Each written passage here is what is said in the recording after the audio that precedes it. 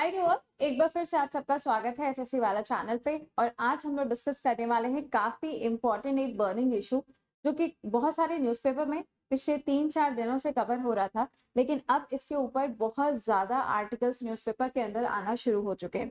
ये आर्टिकल जुड़ा हुआ है वेस्ट बंगाल के साथ में। वेस्ट बंगाल के अंदर एक गाँव है, एक विलेज है जिसका नाम है संदेश खली। यहाँ से जुड़ा हुआ ये टॉपिक है और ये जो पूरा टॉपिक है ये बात करेगा शाहजहां शेख के बारे में, जो कि सबसे ज्यादा स्ट्रॉन्गेस्ट पर्सन है इस पर्टिकुलर विलेज के अंदर। अब यहाँ पे क्या हुआ है, क्या एलिगेशंस लगाए गए हैं इनके ऊपर, क्यों लगाए गए हैं, क्या क्या चीजें हैं, और साथ ही साथ में national commission for scheduled caste जो है इन्होंने किस चीज की डिमांड की है इसके बारे में हम लोग बात करेंगे। लेकिन उससे पहले एक बार इसे सेशन को अपने दोस्तों तक भी जरूर से पहुंचा दीजिएगा। आइए जरा बात शुरू करते हैं कि एक्चुअल में हो क्या रहा है। देखिए, वेस्ट बंगाल के अंदर एक जगह है जिसका नाम है नॉर्थ 24 परगना डिस्ट्रिक्ट। ये वही डिस्ट्रिक्ट है जिसका बॉर्डर शेयर होता है बांग्लादेश के साथ में। यहाँ पर एक छोटा सा गांव देखने को मिलता है जिसका नाम है संदेश खली। ये जो पर्टिकुलर गांव है ये बहुत ज्यादा सुर्खियों में आ गया है पिछले 1 महीने से। लेकिन क्यों ऐसा हुआ है? क्योंकि यहाँ पर एक व्यक्ति है, एक पर्सन है जिनका नाम है शाहजहां शेख। और ये जो शाहजहां शेख है ये टीएमसी पार्टी के लीडर हैं। अब आप समझ ही गए होंगे कि ये किसकी पार्टी की बात हो रही है। जो पार्टी है वो पार्टी किसकी है? ममता बनर्जी जी की है। तो ये इसी पार्टी के मेंबर हैं। और इतना ही नहीं, ये जो पर्टिकुलर गांव है संदेश खली, यहाँ के सबसे ज्यादा स्ट्रॉन्गेस्ट पर्सन के रूप में इनको कंसिडर किया जाता है। और ये जिला परिषद जो है उसके मेंबर के रूप में भी इनको जाना जाता है।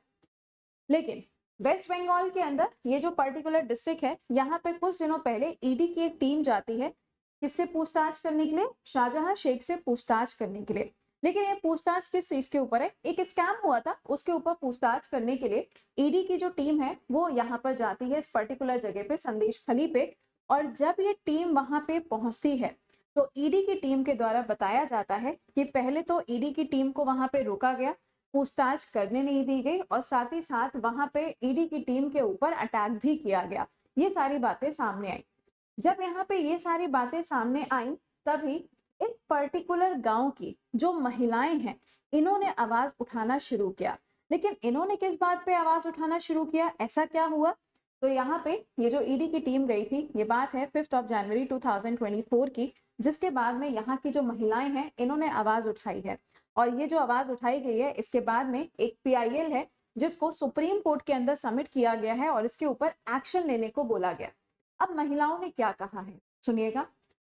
महिलाओं के द्वारा यहाँ पे बताया गया है कि संदेश खली नाम का ये जो गांव है, इस गांव के अंदर ये जो सबसे ज्यादा पावरफुल पर्सनालिटी है जिनका नाम क्या है? शाहजहां शेख। इन्होंने बहुत ज्यादा सेक्सुअल, आप कह सकते हैं, कुछ ऐसी ऐसी चीजें यहाँ पे महिलाओं के द्वारा बताई गई हैं जिसके बारे में डिस्क्राइब करना भी अपने आप में एक अलग ही लेवल है। मतलब कैसे आज के हम बात करते हैं कि विकसित भारत के बारे में, कि आने वाले टाइम में हमारा जो देश है वो विकसित भारत होने वाला है, लेकिन अभी भी कुछ ऐसी जगह हैं जहाँ पे ऐसी चीजें देखने को मिलती हैं। तो यहाँ पे आप देख सकते हैं कि महिलाओं ने यहाँ पे बोला है कि सेक्सुअल अब्यूज के केसेस इनके खिलाफ, शाहजहां शेख के खिलाफ, साथ ही साथ में सेक्सुअल हरासमेंट के जो केसेस हैं वो भी यहाँ पे शाहजहां शेख के खिलाफ बहुत सारे आपको इस पर्टिकुलर जगह पर देखने को मिलेंगे, ऐसा महिलाओं के द्वारा कहा गया। आइए बात करते हैं कि यहाँ की जो महिलाएं हैं उन्होंने और क्या क्या चीजें यहाँ पे बताई हैं। यहाँ पे आप देख पाएंगे बहुत ही ज्यादा शॉकिंग चीजें यहाँ पे महिलाओं के द्वारा बताई गई हैं।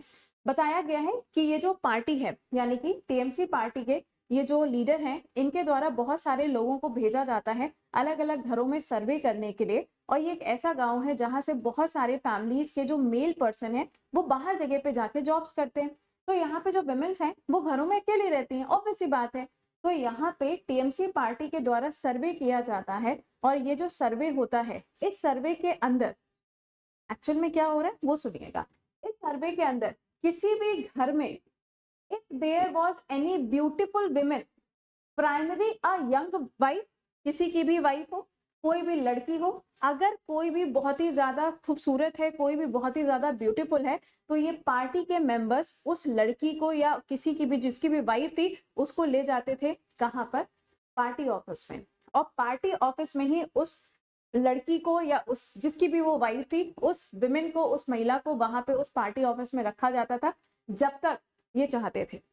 ठीक है, यहाँ पे आप देख पा रहे होंगे, they will keep that women their night after night till they are satisfied.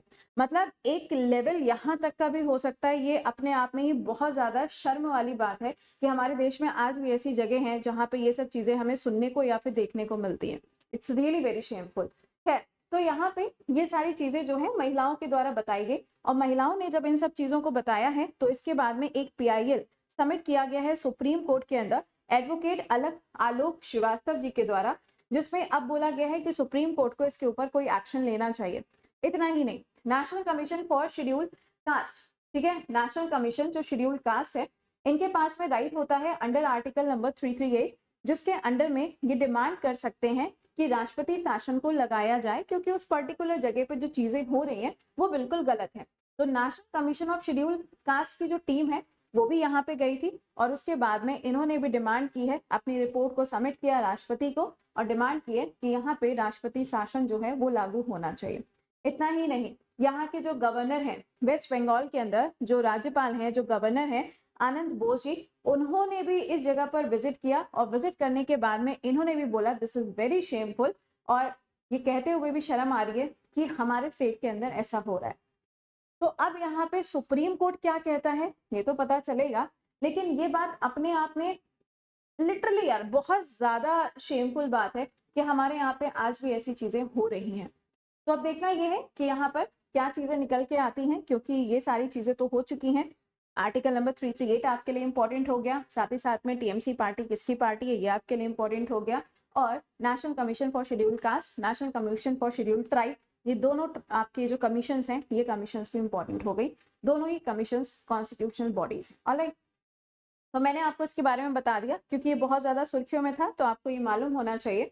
अब देखते हैं कि यहाँ पे सुप्रीम कोर्ट की तरफ से क्या चीजें आती हैं, क्या जजमेंट्स आते हैं, क्या स्टेटमेंट्स आते हैं। ये तो जब अपडेशंस आएंगे तब पता चलेगा। तो आप मुझे कमेंट बॉक्स में बताइएगा कि विकसित भारत में ये सब चीजें होते हुए मतलब एक अपने कंट्री का स्टैंडर्ड कहाँ जा रहा है उसके तो कोई अंदाजा ही नहीं लगाया जा सकता। तो ये सब चीजें जो हो रही हैं इस पे आपका क्या स्टैंड है, लॉजिकल बातें लिखिएगा कमेंट बॉक्स के अंदर, आप अपना स्टैंड जरूर से मेंशन करिएगा। चलिए मिलते हैं आपसे अगले सेशन में, मिलते हैं, bye bye and take care to all.